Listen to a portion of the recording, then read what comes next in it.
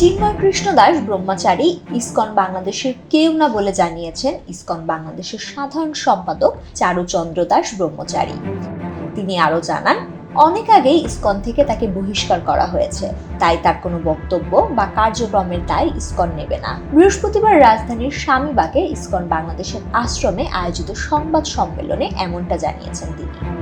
লিখিত বক্তব্যে চারুচন্দ্র দাস বলেন, double million offer Walton fridge কিনে পেতে পারেন 20 লক্ষ টাকা, রয়েছে কোটি কোটি টাকার নিশ্চিত উপহার। গত 3রা অক্টোবর আনুষ্ঠানিক বিবৃতির মাধ্যমে ইসকনের পক্ষ থেকে জানিয়ে দেওয়া হয় যে চিন্ময় কৃষ্ণ দাস ইসকন বাংলাদেশের মুখপাত্র নন, তাই তার বক্তব্য সম্পূর্ণ তার ব্যক্তিগত। ইসকন বাংলাদেশের কার্যনির্বাহী কমিটি ও শিশু সুরক্ষা দলের সদস্য ঋষিকেশ গৌরাঙ্গ দাস বলেন, চিন্ময় কৃষ্ণ দাসের বিরুদ্ধে কয়েকটি শিশু অভিযোগ করেছিল যে তাদের সঙ্গে অসদাচরণ ও খারাপ ব্যবহার করা হয়েছে।